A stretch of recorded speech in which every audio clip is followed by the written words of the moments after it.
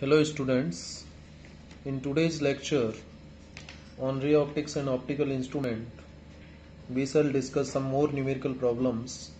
Already we have discussed many numerical problems. First we discussed the solve example of your NCERT textbook. Then we discussed I think question number up to question number 13 we have discussed. Up to question number 13 of exercise we have discussed our NCERT questions. Now we start our discussion on question number 14. A giant refracting telescope at an observatory has an objective lens of focal length 15 metre. किसी प्रयोगशाला में रखा हुआ एक क्या है, जिएंट मतलब बहुत बड़ा रिफ्रैक्टिंग टेलीस्कोप है जो एक प्रयोगशाला में रखा हुआ है, जिसका ऑब्जेक्टिव लेंस का फोकल लेंथ कितना है 15 metre. If an eyepiece of focal length 1 centimetre is used, यदि एक आईपीस यूज किया जाए जिसका फोकल लेंथ 1 सेंटीमीटर है, तो बताइए what is the angular magnification of the telescope. तो टेलीस्कोप का एंगुलर मैग्निफिकेशन कितना होगा ये हमें पता करना है. ये पार्ट ए है क्वेश्चन 14 का. तो पहले हम इस पार्ट ए को ही डिस्कस कर लेते हैं. तो क्वेश्चन नंबर 14 एक्सरसाइज का 9.14 है. ये 9.14 क्वेश्चन नंबर. इस क्वेश्चन में जिएंट रिफ्रैक्टिंग टेलीस्कोप की बात कर रहा है. आप टेलीस्कोप के बारे में जानते हैं, जैसा कि मैंने आपको पहले भी बताया कि न्यूमेरिकल को सॉल्व करने के लिए सबसे पहले हमें उस न्यूमेरिकल से रिलेटेड डायग्राम बनाने की कोशिश करनी चाहिए. ठीक है. तो जिएंट रिफ्रैक्टिंग टेलीस्कोप में आप जानते हैं एक होता है ऑब्जेक्टिव का डायमीटर ज्यादा होता है और आईपीस का डायमीटर कम होता है.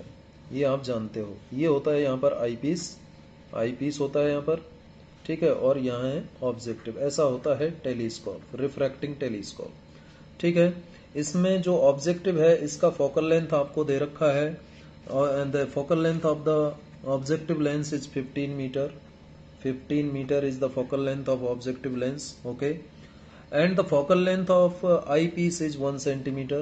focal length of eyepiece is 1 centimeter. ध्यान दीजिएगा दोनों की यूनिट अलग अलग है. जो ऑब्जेक्टिव की फोकल लेंथ है वो मीटर में गिवन है और जो आईपीस की फोकल लेंथ है वो सेंटीमीटर में गिवन है. तो जब भी हम फॉर्मूले में इसको रखेंगे तो उससे पहले इनको सेम यूनिट में बदल लेंगे. पूछ रहा है कि इसमें एंगुलर मैग्निफिकेशन क्या होगा इस टेलीस्कोप का. तो एंगुलर मैग्निफिकेशन जो होता है उसका फॉर्मूला आप जानते हो, F O upon F E होता है. F O upon F E होता है. अब देखिए 15 मीटर है तो इसको यदि मैं सेंटीमीटर में लिखूं तो 1500 सेंटीमीटर हो जाएगा, क्योंकि ये भी सेंटीमीटर में है और इसको भी मैंने सेंटीमीटर में बदल लिया. तो अब यहां पर रखें इस फॉर्मूले में एंगुलर मैग्निफिकेशन आ जाएगा आपका. एफ ओ का मतलब 1500 सेंटीमीटर और एफ ई का मतलब 1 सेंटीमीटर. तो कितना रिजल्ट आ गया इसका, जो एंगुलर मैग्निफिकेशन आया 1500 आ गया. So this is the angular magnification. Okay. अब इसके ये तो हो गया पार्ट ए. ये पार्ट ए का सॉल्यूशन हो गया. पार्ट बी में क्या कह रहा है देखते हैं. पार्ट बी देखिए इसका. If this telescope is use to view the moon, यदि इस टेलीस्कोप का यूज चंद्रमा को देखने के लिए किया जाता है, then what is the diameter of the image of the moon formed by the objective lens. तो ऑब्जेक्टिव लेंस के द्वारा जो मून की इमेज बनेगी उसका डायमीटर कितना होगा ये पूछा जा रहा है. The diameter of the moon is 3.48 into 10 raised to the power 6 meter and the radius of lunar orbit is 3.8 into 10 raised to the power 8 meter. तो देखिए पहले इसका डायग्राम बना लेते हैं. इस टेलीस्कोप का यूज, कौन से टेलीस्कोप का यूज, रिफ्रैक्टिंग टेलीस्कोप का यूज जिसका ये ऑब्जेक्टिव है. ये रिफ्रैक्टिंग टेलीस्कोप का ऑब्जेक्टिव है. ठीक है. और यहाँ आईपीस है, ये आप जानते हो. ये है आपका आईपीस रिफ्रैक्टिंग टेलीस्कोप का. ये क्या है, आईपीस है रिफ्रैक्टिंग टेलीस्कोप का. और ये है ऑब्जेक्टिव. ये क्या है, ऑब्जेक्टिव. ठीक है. और यहां पर मैं मान लेता हूं कि क्या है, मून है. ये मान लीजिए मून है. ये मून है और मून डिस्टेंस पर होता है, काफी डिस्टेंस पर होता है. ये आपके चंदा मामा. ठीक है. आपके ही नहीं है, मेरे भी हैं. ठीक है. मून. तो इस मून को इस ऑब्जेक्टिव से देखा गया है. तो जब मून को ऑब्जेक्टिव से देखेंगे तो इसकी इमेज बनेगी और इमेज जो है यहाँ कहीं बनेगी. इमेज यहाँ बनेगी, मून की इमेज यहाँ पर बनेगी, मून की इमेज. और इसको यहां से आप देख रहे हो आईपीस से, ये इमेज ऑफ मून हो जाएगी, इमेज ऑफ मून, ऐसा ही होगा, इमेज ऑफ मून होगी। और ये मून रियल मून है जिसको आप ऑब्जेक्टिव से देख रहे हो। अब देखिए ये तो हो गया आपका प्रिंसिपल एक्सिस, ये आईपीस से ध्यान रखिएगा। अब यहां से देखिए ये होता है इसका ऑप्टिकल सेंटर, ये क्या होता है ऑप्टिकल सेंटर किसका, ऑब्जेक्टिव का। और ऑब्जेक्टिव से जो इमेज बनती है वो रियल एंड इन्वर्टेड होती है, ये भी आप अच्छे से जानते हैं। और आईपीस से जब आप देखोगे इस इमेज को तो इसकी वर्चुअल इमेज आपको दिखाई देगी। क्या दिखाई देगी, virtual image, sorry virtual image नहीं, ये जो रियल इमेज है वही इस आईपीस में दिखाई देगी, क्योंकि ये भी तो कॉन्वेक्स लेंस है, तो रियल इमेज ही आपको दिखाई देगी। ठीक है, इससे रियल इमेज बन रही है, रियल इमेज ही आपको दिखाई देने वाली है। अब देखिए यहां से मैं कहता हूं कि एक लाइट रे इस तरीके से जाती है, इसके ऑप्टिकल सेंटर से, इसके ऑप्टिकल सेंटर से इस तरीके से जाती है। इसका साइज थोड़ा सा बड़ा लेना पड़ेगा हमें, इमेज का साइज थोड़ा बड़ा ले लीजिए। ठीक है, इसको मैं मून का इमेज कह रहा हूं, मान लीजिए मून का इमेज है और ये पूरा मून है, ये पूरा मून है। ठीक है, ये एक रे ऑफ लाइट ये ऐसे गई और ऐसे चले जाएगी, क्योंकि ऑप्टिकल सेंटर से जाने वाली लाइट रे सीधे जाएगी। ऐसे ही इस पार्ट से जो है एक लाइट रे आएगी, ये लाइट रे ऐसे आएगी, इस तरीके से आएगी। इसका भी साइज थोड़ा सा इसको इस साइज का कर लो। ठीक है, ये मून का इमेज हो जाएगा। ठीक है, ये सीधे कर लेना बेटा, कोई बात नहीं। चलिए ये इस तरीके से जाएगी, ये इमेज बन गई मून की, ये इमेज बन गई किसकी, मून की। समझ में आ गया होगा आपको, ये मून है, ये ऑब्जेक्टिव है और ये इमेज है मून की। ये ऑप्टिकल सेंटर है ऑब्जेक्टिव का और इस तरीके से ये लाइट रेज जाएंगी। अब जितना एंगल ये होगा बेटा, जितना एंगल, मान लीजिए ये एंगल मैं अल्फा मान लेता हूं, तो वर्टिकली अपोजिट ये वाला जो एंगल होगा वो भी तो अल्फा होगा, वो भी तो अल्फा होगा, होगा या नहीं होगा। अब ये जो मैंने लाइन ड्रॉ की है, ठीक है, ये जो मैंने लाइन ड्रॉ की है इसको चलो मैं एक अलग कलर से बना देता हूं। ये जो मैंने लाइन ड्रॉ की है ग्रीन पेन से, ठीक है, ये ग्रीन पेन से जो लाइन ड्रॉ की है ये क्या होगा, रेडियस ऑफ मून होगा। और यदि पूरा यहां तक लें तो ये डायमीटर होता है, पूरा तो डायमीटर होगा, और यहां तक लिया तो ये रेडियस ऑफ द मून होगा। ठीक है, अब डायमीटर ऑफ मून आपको दे रखा है, डायमीटर ऑफ मून कितना दे रखा है, डायमीटर ऑफ मून आपको दे रखा है 3.48 into 10 raise to the power 6 metre. ये आपको मून का डायमीटर दे रखा है। अब जब मून का डायमीटर है तो जो रेडियस है मून की वो क्या आ जाएगी, आपको रेडियस ऑफ मून कितनी आ जाएगी, डायमीटर जो होगा उसका आधा होगा। अब रेडियस ऑफ मून कितना हो जाएगा, रेडियस ऑफ मून कितना हो जाएगा, रेडियस ऑफ मून कितना हो जाएगा, इस डायमीटर का आधा। तो इसमें हाफ से डिवाइड करें 3.48 में तो ये कितना आ जाएगा, 1.74 आ जाएगा, और into 10 raise to the power 6 metre. मैंने क्या किया बेटा, इस डायमीटर में हाफ से डिवाइड किया तो इतना आ जाएगा। ठीक है, यहां तक आपको समझ में आ गया। अब जो ये रेडियस होगा यही तो इसकी हाइट होगी, ऑब्जेक्ट की, होगी या नहीं होगी, यही तो रेडियस RM इसकी मून की हाइट होगी एक तरह से, सेंटर से, है या नहीं। ठीक है, चलिए आप रेडियस ही बोलिए, हाइट के चक्कर में मत पड़िए, ये रेडियस हो गई। अब ये जो डिस्टेंस होगी, ये वाली जो डिस्टेंस होगी, कौन सी डिस्टेंस, ये वाली जो डिस्टेंस होगी मून के सेंटर से, और ये वाली जो डिस्टेंस होगी ऑप्टिकल सेंटर की, ये क्या कहलाएगा, ये कहलाएगा ल्यूनार ऑर्बिट का रेडियस। क्या कहलाएगा, ल्यूनार ऑर्बिट का रेडियस। और ल्यूनार ऑर्बिट का जो रेडियस है वो आपको दे रखा है, radius of lunar orbit. ल्यूनार orbit को ओ, ऑर्बिट का मतलब ओ से रिप्रेजेंट कर देते हैं, तो ल्यूनार ऑर्बिट का रेडियस तो आपको दे रखा है, कितना दे रखा है, 3.8 into 10 raise to the power 8 metre. ये ल्यूनार ऑर्बिट का रेडियस आपको दे रखा है, 3.8 into 10 raise to the power 8 metre. ये ल्यूनार ऑर्बिट का रेडियस है।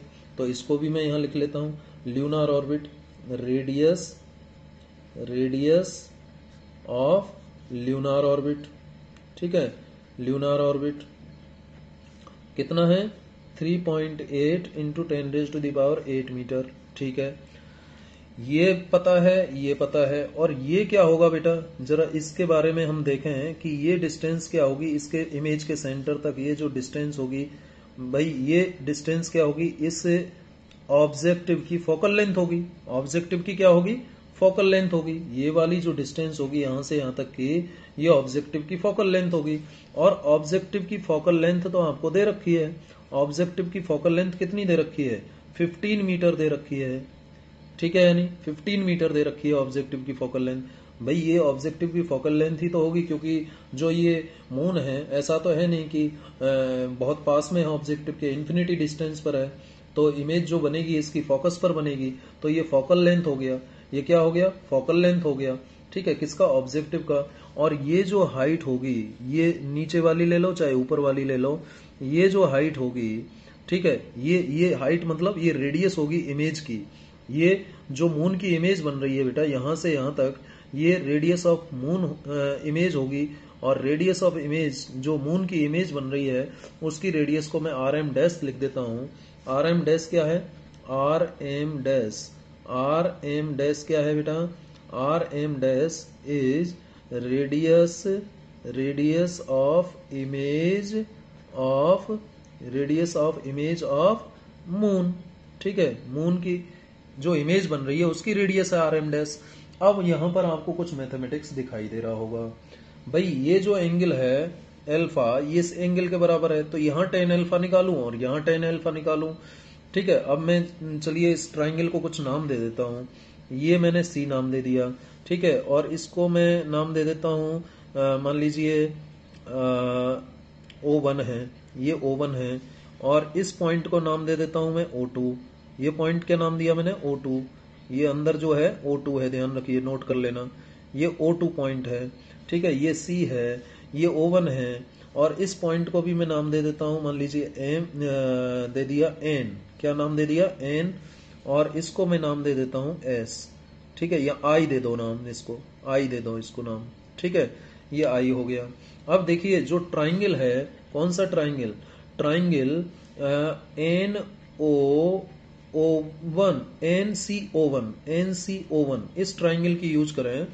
NCO1, यही वाला ट्राइंगल है ना, NCO1। तो इसमें tan अल्फा क्या होगा?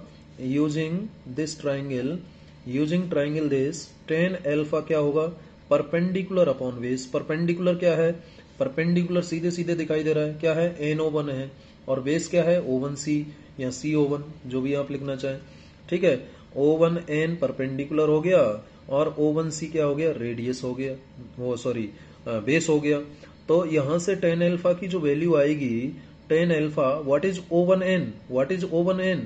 O1N is the radius of moon, radius of moon O1N। और O1C क्या है? Radius of lunar orbit, radius of lunar orbit. तो एक इक्वेशन तो ये आ गया, इसको मैं इक्वेशन 1 मान लेता हूं। ठीक है, क्या मान लेता हूं इसको? इक्वेशन 1 मान लेता हूं। Similarly, similarly, similarly using triangle ICO2, ICO2 का यूज करो। अब ICO2 कहाँ है?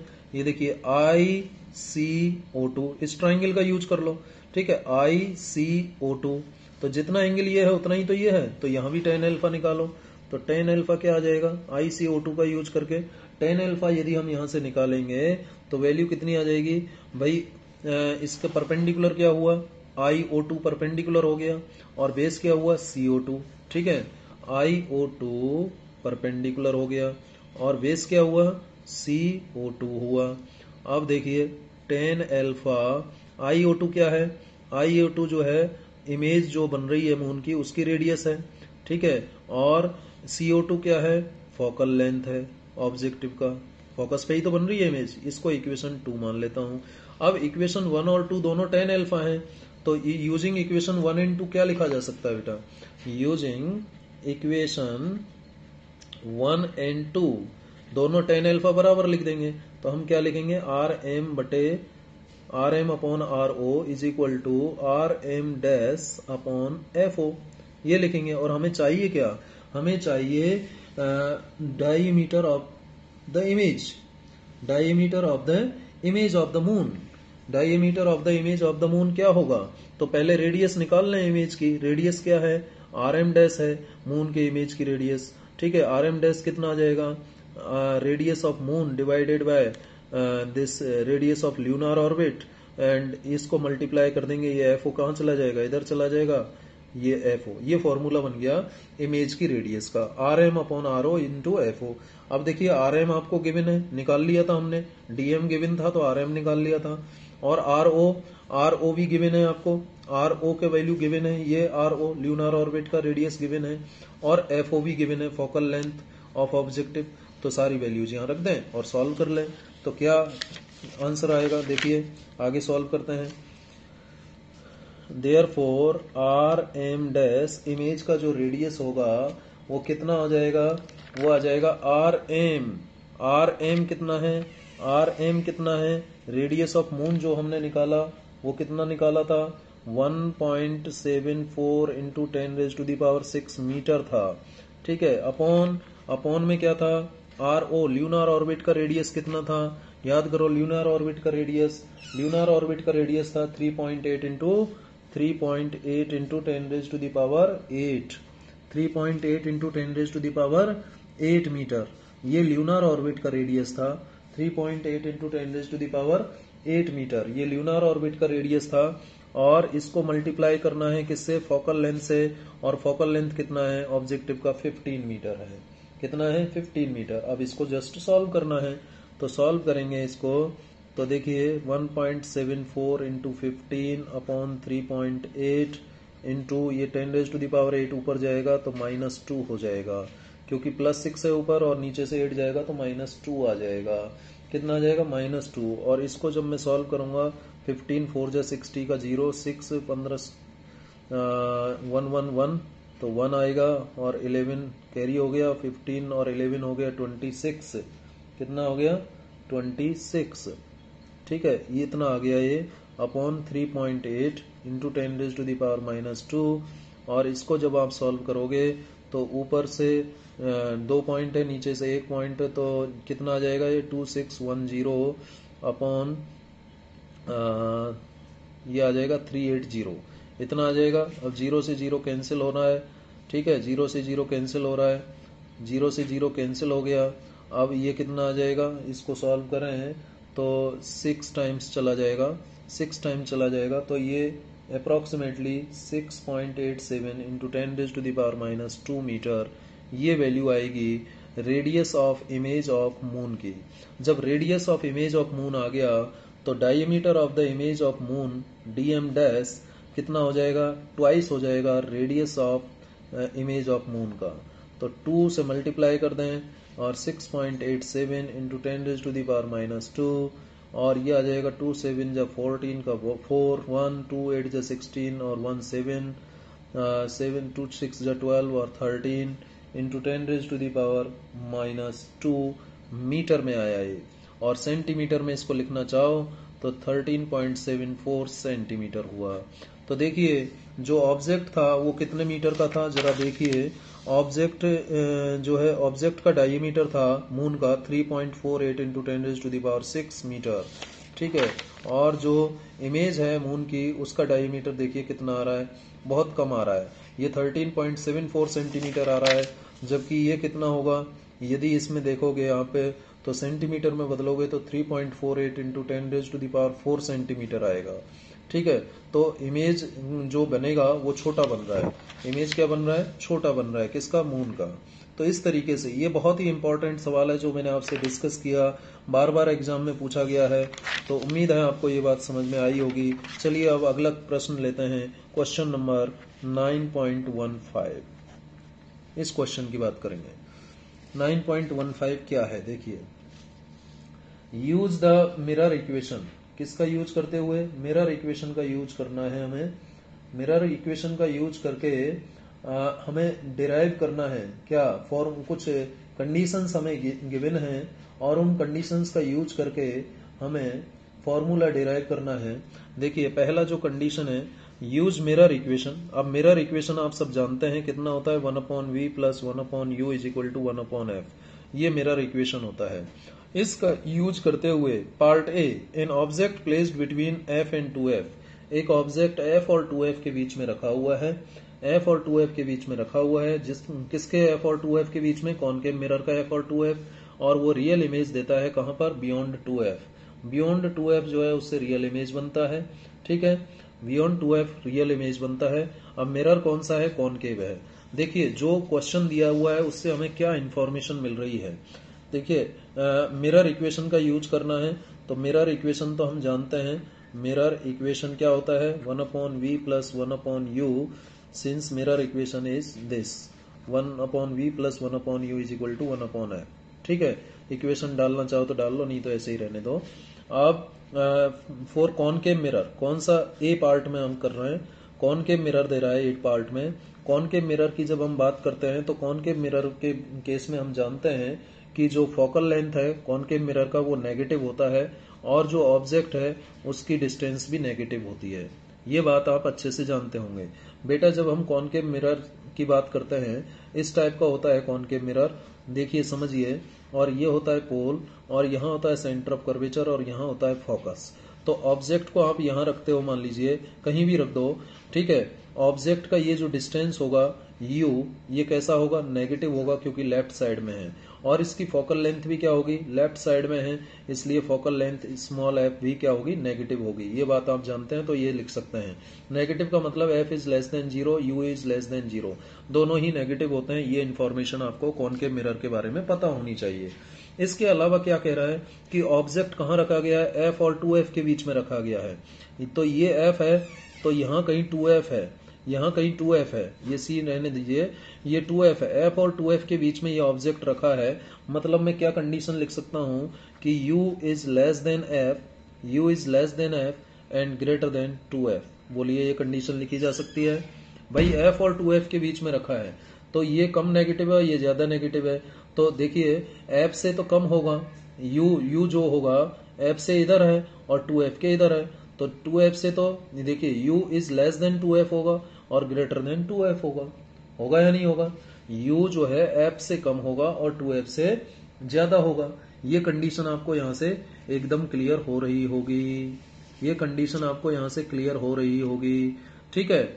अब जब ये कंडीशन है तो बेटा इसको मैं उल्टा करता हूँ, इसको मैं 1/2f लिख देता हूँ, u को 1/u लिख देता हूँ और f को 1/f लिख देता हूँ।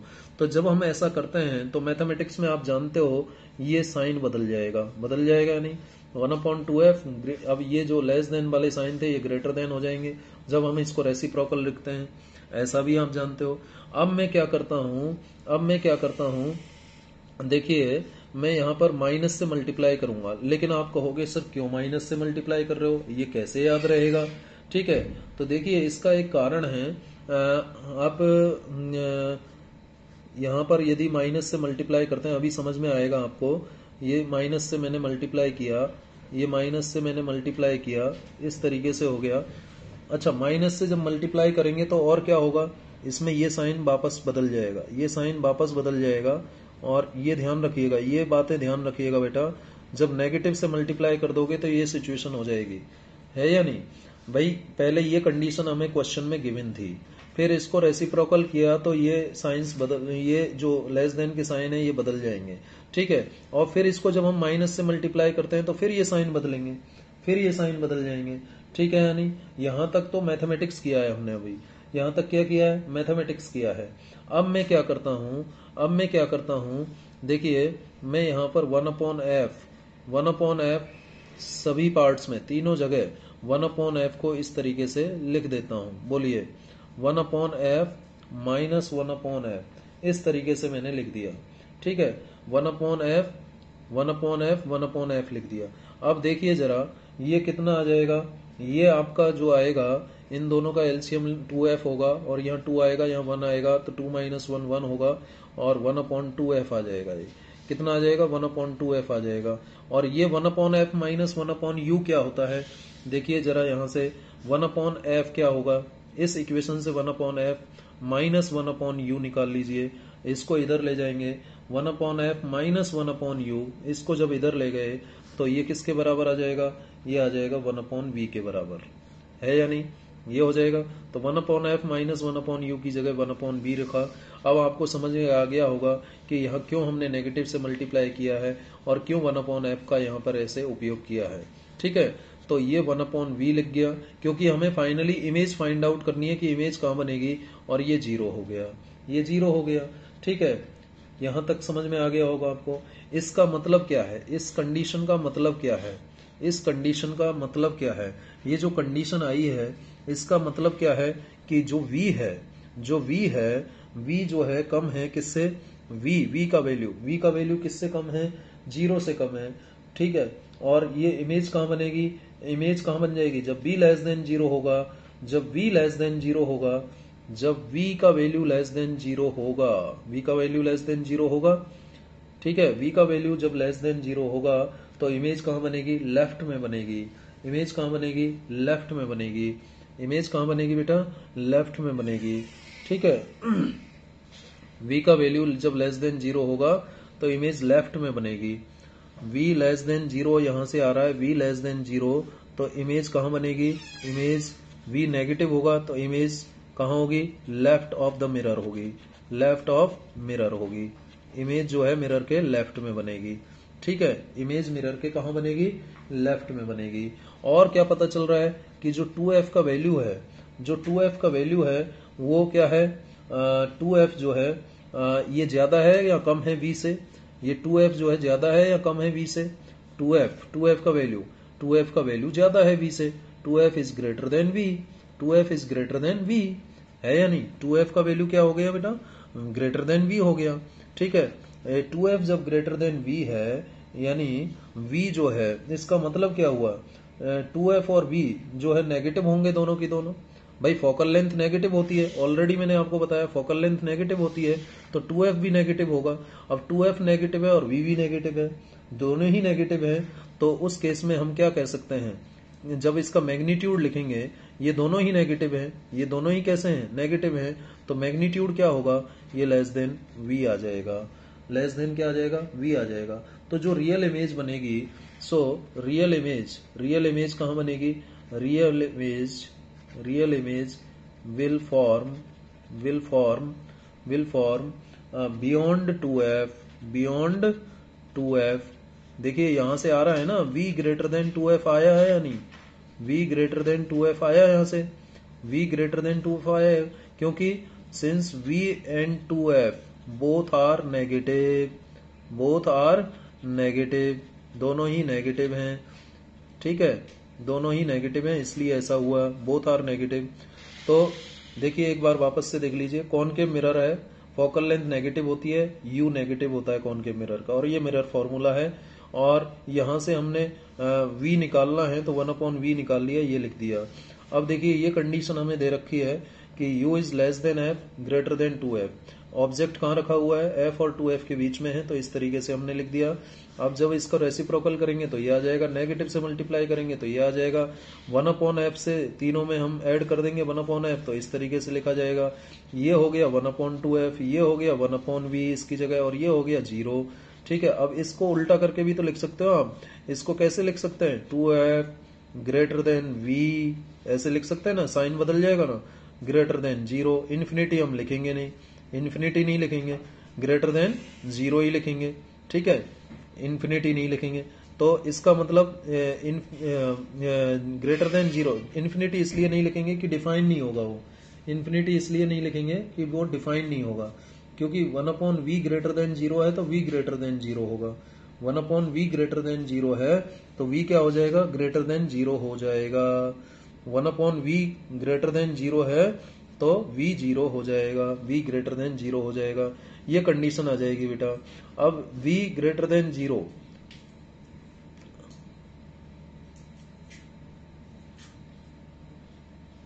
तो क्या आएगा, ये यहाँ पर ये आ जाएगा कंडीशन।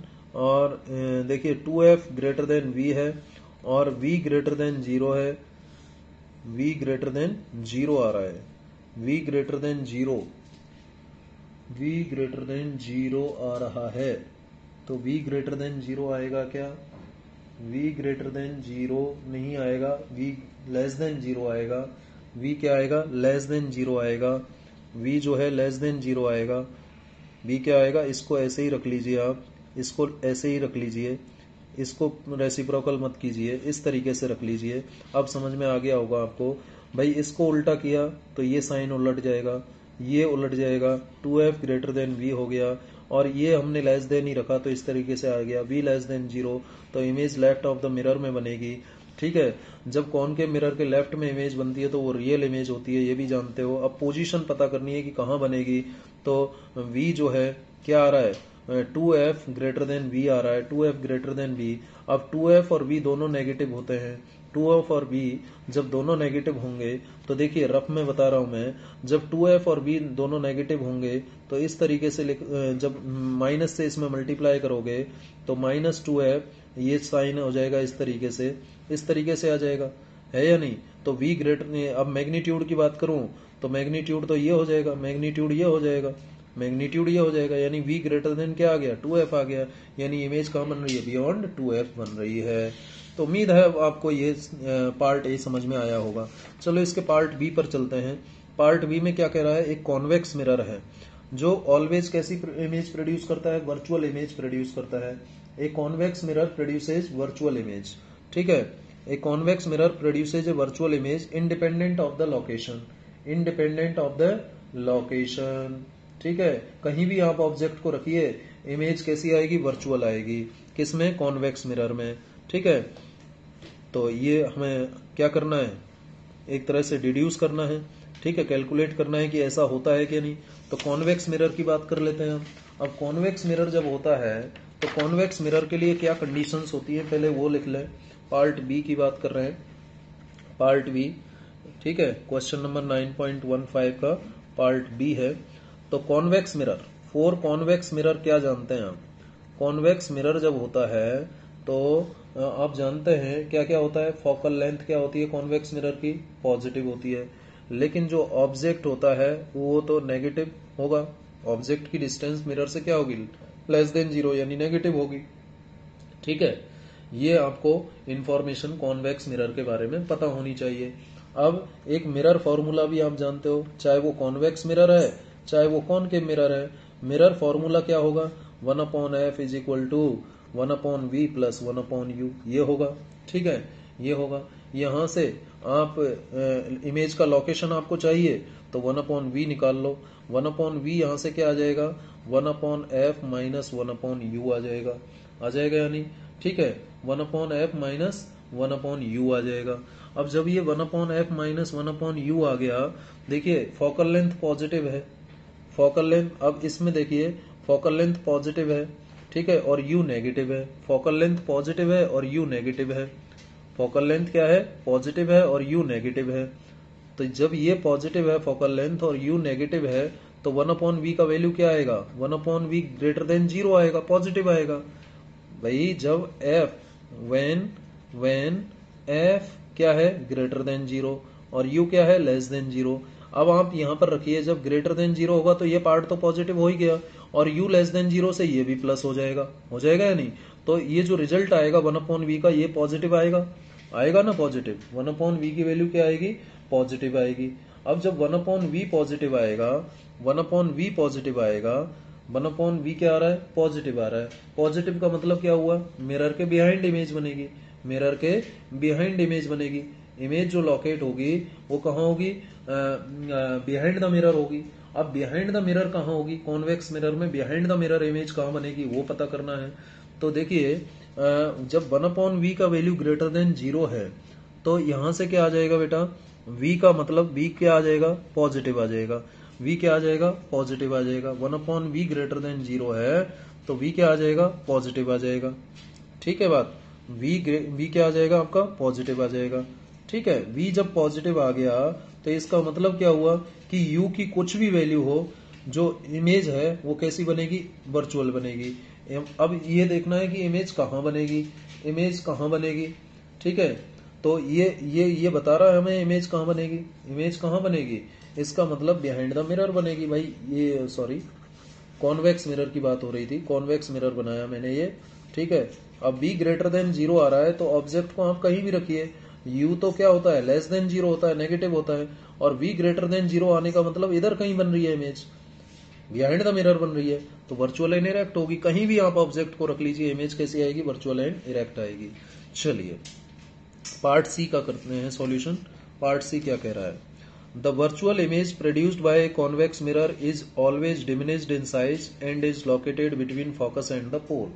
जो वर्चुअल इमेज है वो साइज में डिमिनिश्ड होती है और हमेशा कहाँ लोकेट होती है? कहाँ लोकेट होती है? Between focus and pole. कहाँ पर लोकेट होती है? फोकस और पोल के बीच में होती है। ये जो इमेज बनती है इसके फोकस और पोल के बीच में होती है। सॉरी, इधर ये फोकस लिया और इधर ये पोल लिया। पोल और फोकस के बीच में होती है, वर्चुअल फोकस है, इसके बीच में इमेज आती है कॉन्वेक्स मिरर से। ये हमें प्रूव करना है मैथमेटिकली। तो कैसे प्रूव करें? अगेन वही कंडीशंस हम ले लेंगे भाई। फॉर कॉन्वेक्स मिरर आप क्या जानते हो? कॉन्वेक्स मिरर के लिए अभी अभी हमने देखा कि फोकल लेंथ पॉजिटिव है और ऑब्जेक्टिव का लेंस जो है वो ऑब्जेक्ट का जो डिस्टेंस है वो नेगेटिव लिया जाता है। ठीक है, जब ये कंडीशन होगी तो यहां से देखिए बेटा 1/v plus 1/u is equal to 1/f, जो मिरर फॉर्मूला है इससे 1/v निकालोगे आप तो 1/f माइनस 1/u आएगा। ठीक है, आएगा या नहीं आएगा? 1/v प्लस 1/v का वैल्यू क्या आएगा? 1/f माइनस 1/u आएगा। अब जब ये आ गया, ठीक है, अब ये जो माइनस 1/u है, जब u नेगेटिव है तो माइनस 1/u क्या हो जाएगा? पॉजिटिव क्वांटिटी हो जाएगा। माइनस 1/u क्या हो जाएगा? पॉजिटिव क्वांटिटी हो जाएगा। तो जो 1/v का वैल्यू है वो 1/v का वैल्यू हमेशा किससे ज्यादा होगा? इससे ज्यादा होगा। 1/v का वैल्यू 1/f से ज्यादा होगा। 1/v का वैल्यू 1/f से ज्यादा होगा या नहीं होगा? बिल्कुल होगा भाई। जब ये पॉजिटिव है और ये भी पॉजिटिव हो जाएगा तो ये रिजल्ट जो है 1/f प्लस 1/u हो जाएगा एक तरह से। तो 1/v की वैल्यू हमेशा ज्यादा होगी किससे? 1/f से ज्यादा होगी। होगी या नहीं होगी? समझ रहे हैं बात को? भाई मैंने लिखा जैसे 9 इज इक्वल टू 5 प्लस 4, तो 9 इज ग्रेटर देन 5 ना, तो वैसे ही यहां पर 1/v ग्रेटर देन 1/f आ गया। अब इसमें साइन को उल्टा करूं, इसको रेसिप्रोकल कर दूं तो साइन उल्टा हो जाएगा और v लेस देन f आ जाएगा। v लेस देन क्या आ जाएगा?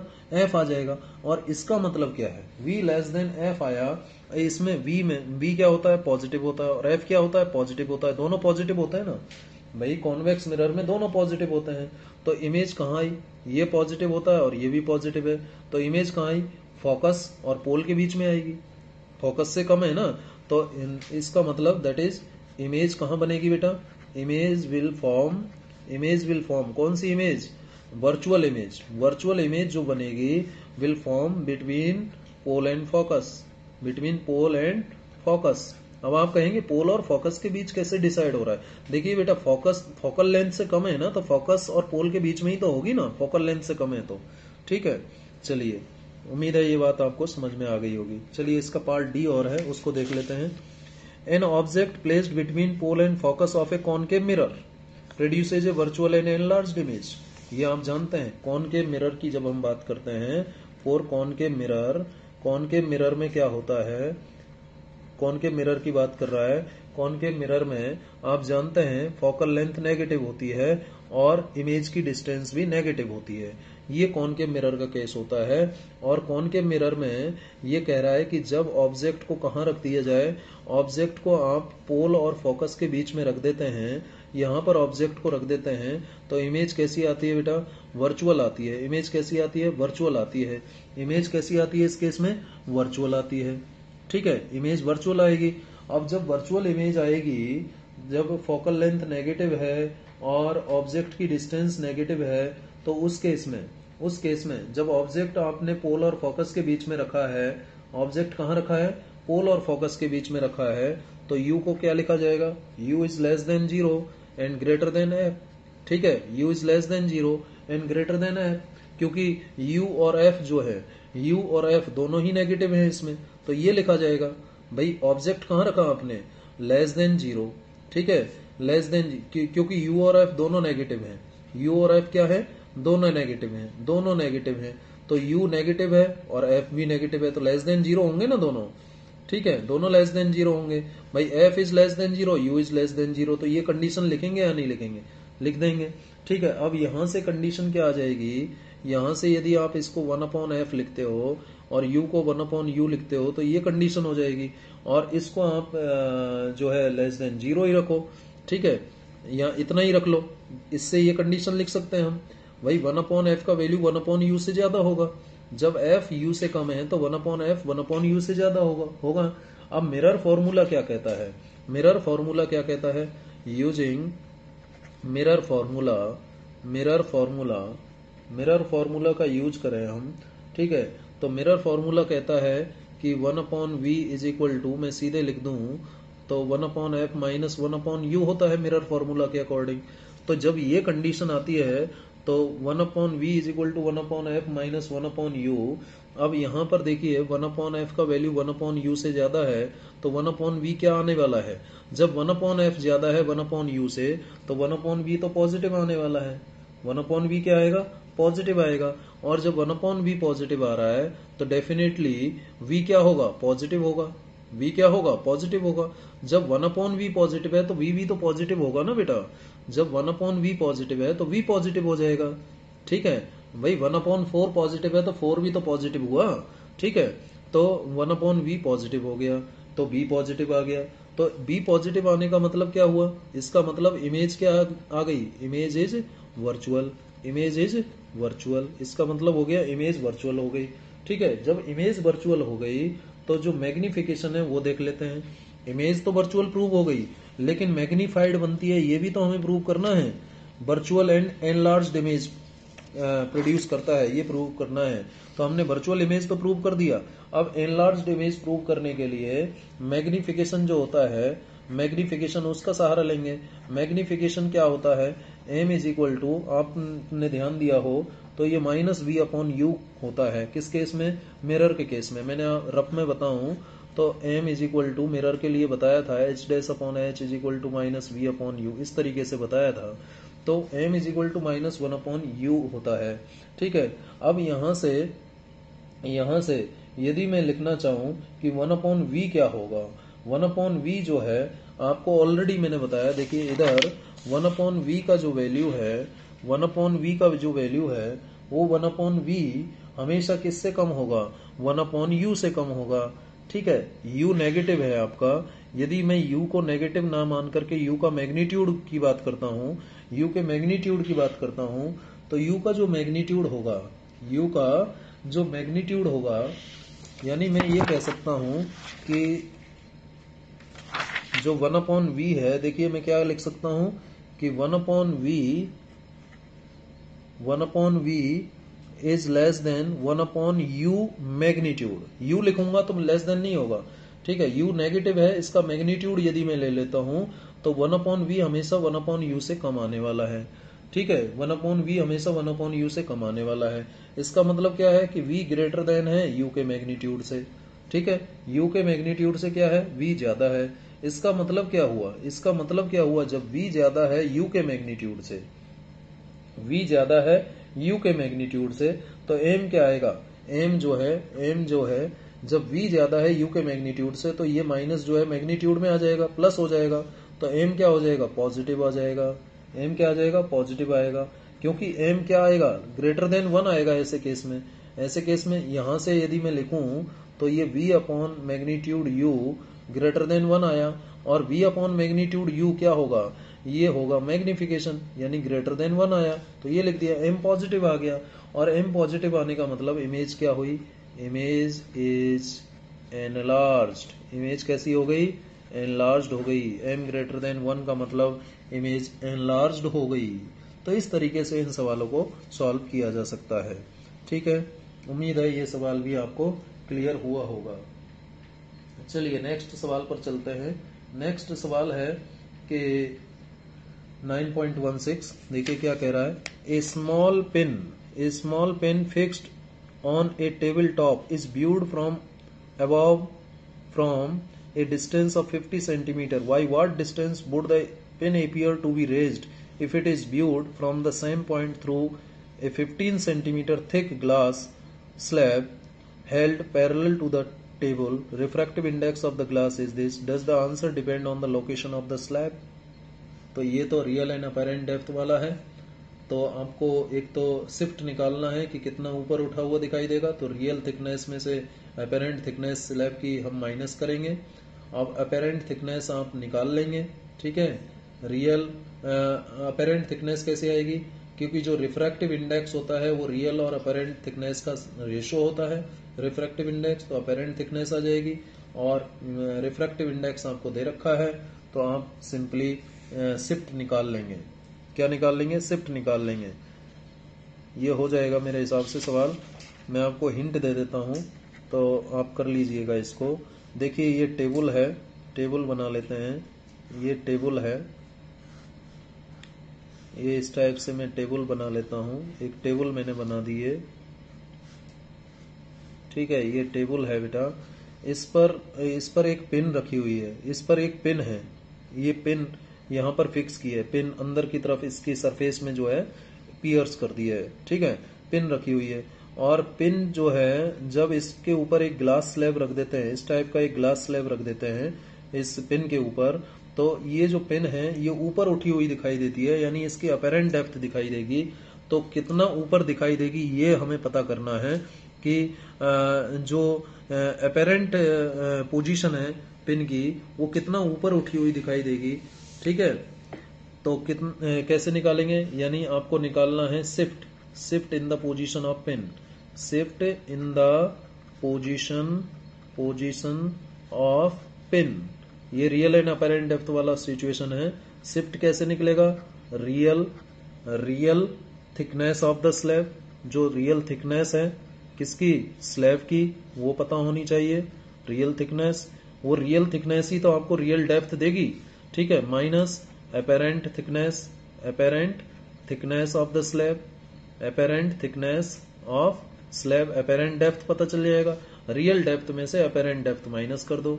इसको आप ऐसे भी लिख सकते हो, real depth minus apparent depth, ऐसे ही तो निकालते हो। तो रियल डेप्थ क्या होगी? जो ग्लास स्लैब की थिकनेस है वही तो रियल डेप्थ होगी, और अपेरेंट डेप्थ निकालना पड़ेगा। अब रियल डेप्थ तो ठीक है, आरडी लिख लो। अपेरेंट डेप्थ क्या होगी? देखिए आप जानते हो refractive index is equal to real depth upon apparent depth होता है। तो अपेरेंट डेप्थ कितना आ जाएगा? Real depth upon refractive index आ जाएगा। अब इसको क्या लिखेंगे? रियल डेप्थ कॉमन आ गया, 1 माइनस 1 अपॉन म्यू आ गया। अब रियल डेप्थ कितनी होगी? Thickness of the glass slab, thickness of the glass slab आपको दे रखी है कितना? 50 सेंटीमीटर थिकनेस है। कितनी थिकनेस है? Thickness of the glass slab, question में देखिए thickness of the glass slab, ये देखिए ए स्मॉल फिक्स डिस्टेंस, इससे देखा जाता है, ठीक है। Thickness of the glass slab कितनी है? It is viewed from through a 15 centimetre thickness glass slab, 15 centimetre thickness है, ठीक है। तो इस 50 सेंटीमीटर से आप कंफ्यूज नहीं हो जाना, वो कहां से देख रहा है इससे हमें मतलब नहीं है, ठीक है ना। कहां से देख रहा है वो उससे मतलब नहीं है हमें तो कितना रेज ऊपर उठा हुआ दिखाई देगा उससे मतलब है, ठीक है। तो 15 सेंटीमीटर जो है थिकनेस है, 15 सेंटीमीटर क्या है? थिकनेस है। तो 15 सेंटीमीटर रखिए, 15 सेंटीमीटर जो आएगा ये थिकनेस हो गया 15 सेंटीमीटर, सेंटीमीटर में ही निकालूंगा मैं। और 1 माइनस रिफ्रैक्टिव इंडेक्स कितना है ग्लास स्लैब का? ये भी 1.5 दे रखा है। तो इसको सॉल्व कर लीजिए, ये लीजिए प्रश्न मैंने पूरा सॉल्व भी कर दिया। और इसको सॉल्व करोगे तो आंसर आ जाएगा अब आपका 15, और इधर 15 एलसीएम आएगा, और ऊपर 15 माइनस 10 आएगा। 15 से 15 कैंसिल हुआ, क्या आ गया? 5 सेंटीमीटर। ये 5 सेंटीमीटर ऊपर उठा हुआ दिखाई देगा आपको, ठीक है। Clear? 5 centimetre pin will appear to be raised by 5 centimetre, ये आंसर होगा, ठीक है। Pin will appear to raise by 5 centimetre. चलिए नेक्स्ट क्वेश्चन क्या है वो देखते हैं। नेक्स्ट क्वेश्चन बेटा ओएफसी पर है, ऑप्टिकल फाइबर केबल पर है। तो ऑप्टिकल फाइबर केबल पर जो प्रश्न है नॉर्मली पूछा तो नहीं जाता है, हालांकि इसमें क्रिटिकल एंगल वाला कॉन्सेप्ट यूज होगा, टीआईआर का कॉन्सेप्ट यूज होगा, ठीक है। तो आप ये करके देखिएगा, हो जाना चाहिए, मेरे हिसाब से हो जाएगा, इजीली हो जाएगा, ठीक है। फिगर आपको दे रखा है, ये फिगर दे रखा है, ये फिगर है ऑप्टिकल फाइबर केबल का। ये ऑप्टिकल फाइबर केबल में ये लाइट यहाँ पर आई एंगल बनाते हुए गिराई गई, अंदर ये आई डैश बन रहा है, फिर आई डैश से ये रिफ्लेक्ट हुई, इस तरीके से जाता है, ये टीआईआर हो रहा है, ठीक है। ठीक है, यहाँ तक ये हमें दे रखा है। तो क्या कह रहा है? Figure shows a cross section of light pipe, optical fibre है, made of glass fibre of refractive index fibre का जो रिफ्रैक्टिव इंडेक्स है 1.68 दे रखा है, 1.68 दे रखा है। अंदर का जो रिफ्रैक्टिव इंडेक्स है उसकी बात हो रही है, 1.68 दे रखा है, ठीक है, 1.68, ठीक है। The outer covering of the pipe is made of a material of refractive index 1.44। जो उसकी क्लेडिंग है उसका रिफ्रैक्टिव इंडेक्स 1.44 है, क्लेडिंग का कम होता है, और कोर, ये कोर का रिफ्रैक्टिव इंडेक्स हो गया एक तरह से, कोर का ज्यादा होता है हमेशा। What is the range of the angle of incident ray with the axis of the pipe for which total reflection inside the pipe take place as shown in the figure.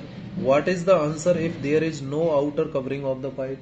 यदि कोई outer covering नहीं है तो क्या होगा answer, ठीक है। तो सबसे पहले तो आपको क्या करना पड़ेगा, इसमें क्रिटिकल एंगल कैलकुलेट करना पड़ेगा। क्या कैलकुलेट करना पड़ेगा, मैं आपको बता देता हूँ, हिंट दे करके बता देता हूँ। देखिए आपको दे रखा है एक डायग्राम, क्या दे रखा है, डायग्राम दे रखा है, ये क्वेश्चन ये रहा, ठीक है, ये डायग्राम दे रखा है। इस डायग्राम में देखें तो ये एंगल आई है, तो ये वाला जो एंगल होगा बेटा, ये छोटा सा एंगल जो मैं बता रहा हूँ रिफ्रैक्टेड रे के साथ, ये क्या हो जाएगा, आर हो जाएगा। और ये आई डैश क्या हो जाएगा फिर, जब ये आर है और ये 90 है, ये 90 होगा और ये आर होगा, तो ये हो जाएगा 90 माइनस आर। कितना हो जाएगा, 90 माइनस आर, कौन, आई डैश, ठीक है। और उतना ही फिर ये आई डैश हो जाएगा। देखिए मैं इसको अलग से बना के सिखाऊं, थोड़ा फिजिक्स बता देता हूं इसमें क्वेश्चन में। क्वेश्चन 9.17, ये आपको दे रखा है OFC, और ये आउटर कवरिंग दे रखी है बेटा, ये आउटर कवरिंग है, और इस आउटर कवरिंग का जो रिफ्रैक्टिव इंडेक्स है इसको रिप्रेजेंट किया है उन्होंने μ2 से, और μ2 की वैल्यू आपको दे रखी है कितनी, 1.44, ठीक है, ये भी μ2 है, और ये आउटर कवरिंग है, इसका भी रिफ्रैक्टिव इंडेक्स इतना ही हो गया। अंदर का जो रिफ्रैक्टिव इंडेक्स है μ1 है, ये कोर है अंदर वाला हिस्सा, और इसका रिफ्रैक्टिव इंडेक्स 1.68 दे रखा है। फिर कह रहा है कि लाइट यहाँ पर भेजी, ये लाइट रे गिराई, ठीक है, और इसका ये नॉर्मल हो जाएगा, आप जानते हैं ये क्या हो जाएगा, नॉर्मल हो जाएगा, ठीक है, ये नॉर्मल हो गया ना बेटा। अब ये लाइट रे यहाँ से डेविएट होगी और इस तरीके से यहाँ जाएगी, ये रिफ्रैक्टेड रे हो गई, और ये एंगल आपको दे रखा है आई, कितना दे रखा है, आई। समझ में आ गई बात, आई नहीं, I1 कह रहा है, आई कह रहा है, I1 कह रहा है, देख लो जरा, आई कह रहा है, कितना कह रहा है, आई कह रहा है, ठीक है, ये आई हो गया, और ये एंगल कह रहा है आर। अब देखिए जरा इस लाइट रे के लिए, ये जब लाइट रे यहाँ जाएगी तो ये नॉर्मल हुआ, ठीक है, तो ये आर है, तो ये 90 हो गया, ये 90 हो गया, तो ये वाला एंगल कितना हुआ, 90 माइनस आर, और इसको कितना मेंशन किया हुआ है, आई डैश मेंशन किया हुआ है, इसको क्या कह रहा है वो, आई डैश है। और जितना एंगल ये होगा, जितना एंगल आपका ये आई डैश है, ये भी तो आई डैश होगा, ये भी आई डैश, यानी ये भी 90 माइनस आर के बराबर हो जाएगा।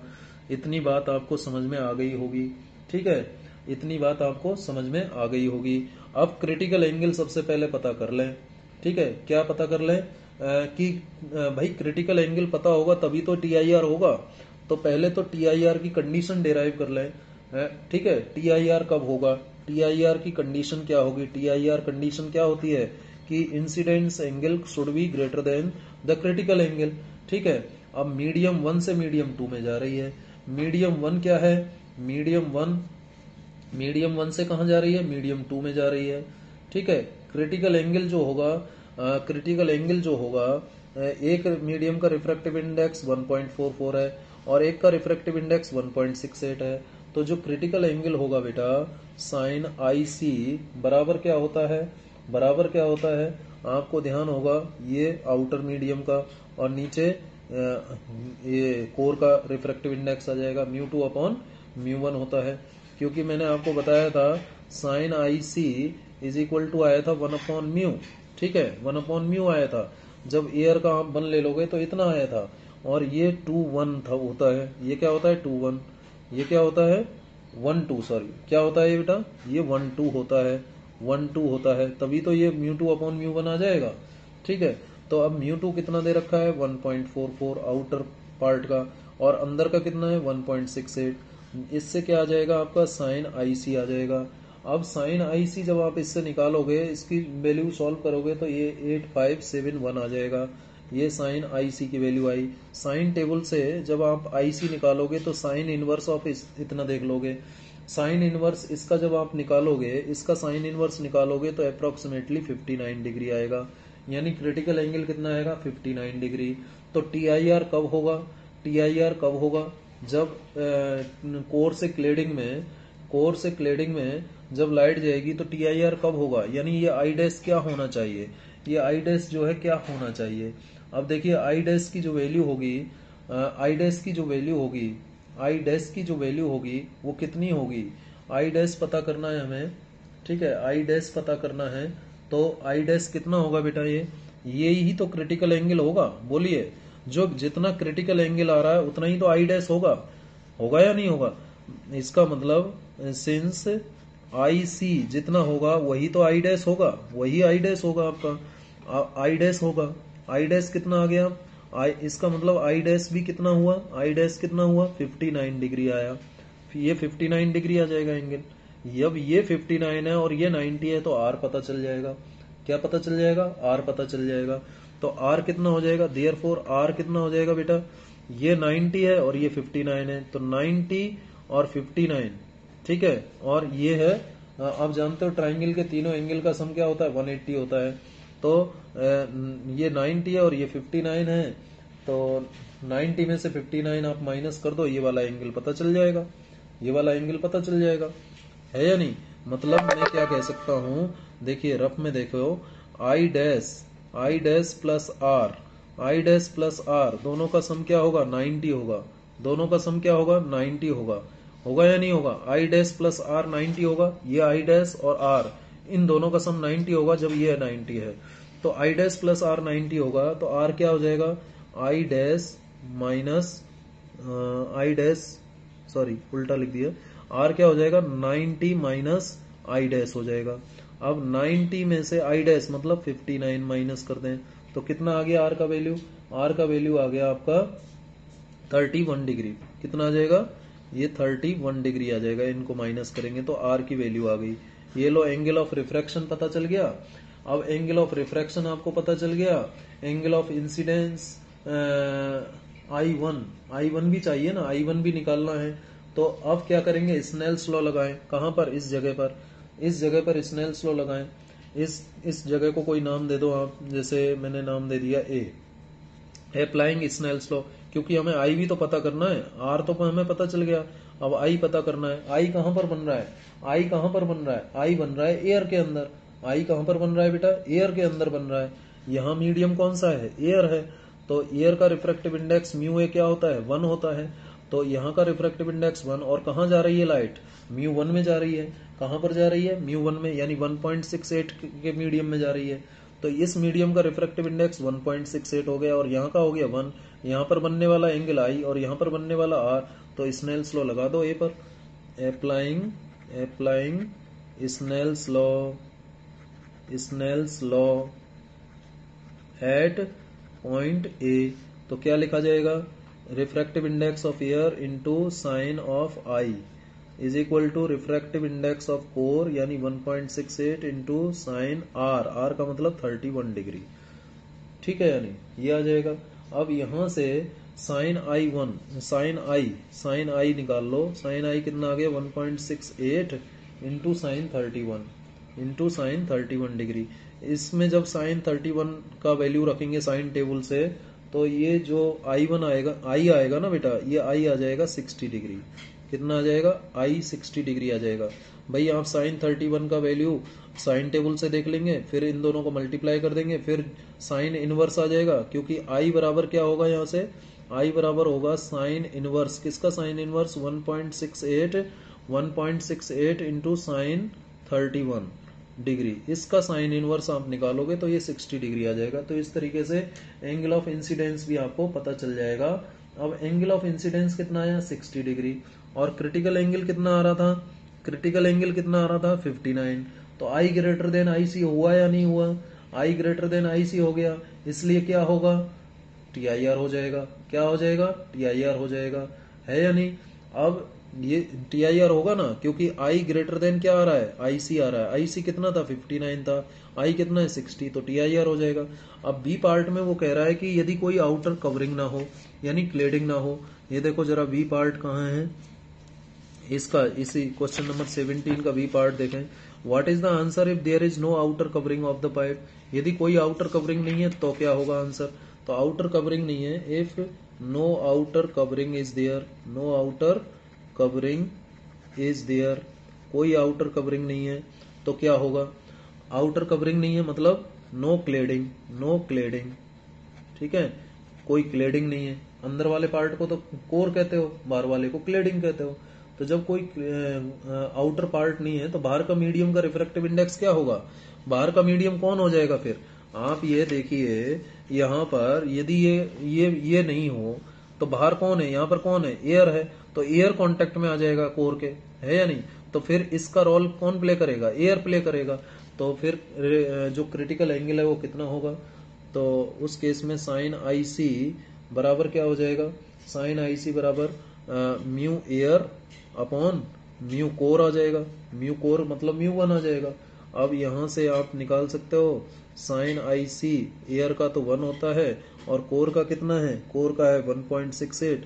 इसको जब आप सॉल्व करोगे IC की वैल्यू आप निकाल लोगे, साइन इनवर्स 1 अपॉन 1.68, 1 अपॉन 1.68 को सॉल्व करोगे, उसका साइन इनवर्स निकालोगे साइन टेबल से, तो ये आ जाएगा लगभग इतना, IC की वैल्यू इतनी आ जाएगी। फिर जब आउटर कवरिंग नहीं है तो IC की वैल्यू इतनी आएगी।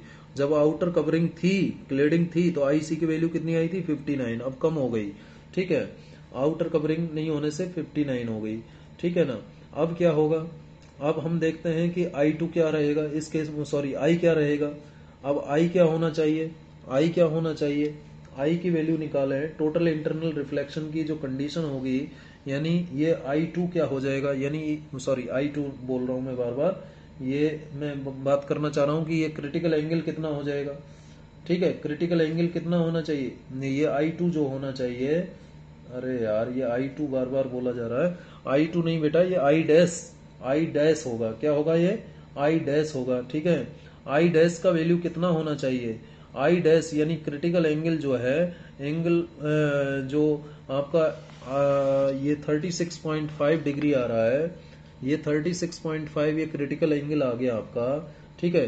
तो जो I डैश है, जो I डैश है, I डैश का जो वैल्यू है वो कितना है, I डैश का वैल्यू तो IC होगा ना, यही तो होगा, क्रिटिकल एंगल के बराबर होगा, होगा या नहीं होगा, I डैश, ठीक है। तो R की वैल्यू अब क्या हो जाएगी, इस केस में R की वैल्यू क्या होगी, इस केस में R की वैल्यू क्या होगी, 90 में से कितना माइनस करेंगे, 36.5 डिग्री माइनस करेंगे, तो R का वैल्यू कितना आ जाएगा, R का वैल्यू आ जाएगा अप्रोक्सीमेटली 53.5, ये R की वैल्यू आ जाएगी। अब जब R की वैल्यू आ जाएगी तो I की वैल्यू निकालते हैं। अब I की वैल्यू कितनी होगी वो पता कर लेते हैं। तो I की वैल्यू, अब यहाँ पर वापस अप्लाई कीजिए स्नेल्स लॉ। अब यहाँ एयर 1 है और R का वैल्यू हमारा आ गया 53.5, तो वापस स्नेल्स लॉ अप्लाई करें तो 1 into sine I, applying again applying Snell's law at point A. तो एयर का रिफ्रैक्टिव इंडेक्स 1, एंगल कौन सा है, sine I, is equal to core का रिफ्रैक्टिव इंडेक्स कितना 1.68, एंगल कितना साइन R कितना आया था अभी हमारे पास, R आया 53.5 डिग्री, 53.5 डिग्री ये आया। अब साइन ऑफ 53.5 डिग्री कितना आता है, ये आता है अप्रोक्सीमेटली 0.8039, साइन टेबल से देखेंगे आप इसको, ठीक है, ये आ जाएगा। इसका मल्टीप्लाई करके जब आप कैलकुलेट करोगे तो ये वैल्यू आ जाएगी अप्रोक्सीमेटली 1.35, कितनी आएगी 1.35, ये किसकी वैल्यू आई, साइन I की वैल्यू आई, ये लगभग 1 के बराबर आ रही है। तो I की वैल्यू कितनी आनी है, I की वैल्यू अप्रोक्सीमेटली 90 डिग्री आनी है, क्योंकि ये 1 मान लीजिए आप, ठीक है, अप्रोक्सीमेटली, तो अप्रोक्सीमेटली 90 डिग्री आएगा। अब I 90 है और IC कितना था आपका, IC कितना था, IC था आपका क्या नाम से 36.5 डिग्री, 36.5 डिग्री, ठीक है, 36.5 डिग्री था, 36.5 डिग्री। तो देखिए कंडीशन सेटिस्फाई होगी, आई ग्रेटर देन आई सी, तो पूरी की पूरी लाइट अंदर चली जाएगी, ठीक है या नहीं। ऑल इंसिडेंट लाइट, ठीक है, will suffer total internal reflection. दो पूरी की पूरी जो लाइट है, इंसिडेंट लाइट है, वो टोटल इंटरनल रिफ्लेक्शन सफर करेगी, ठीक है। और पहले केस में क्या हो रहा था, पहले केस में जो 0 से 60 डिग्री थी लाइट, 0 से 60 डिग्री जो भी जा रही थी उसका TIR होगा, ठीक है नहीं। 0 से 60 डिग्री का जो है TIR होगा पहले केस में, और दूसरे केस में कहां से कहां TIR हो जाएगा, 0 से 90 डिग्री का TIR हो जाएगा, ठीक है। तो इस तरीके से इस सवाल को भी सॉल्व किया जा सकता है। उम्मीद है आपको ये क्वेश्चन भी क्लियर हो गया होगा, पूरा ही बता दिया मैंने ये प्रश्न भी। चलिए आज हम इस लेक्चर में इतना ही करेंगे, ये पार्ट 4 आपका फिनिश होता है न्यूमेरिकल प्रॉब्लम्स का। बेटे एक लेक्चर और इसके ऊपर मैं बनाना चाहूँगा, पार्ट 5, ठीक है, वो हम नेक्स्ट क्लास में डिस्कस करेंगे। Thank you.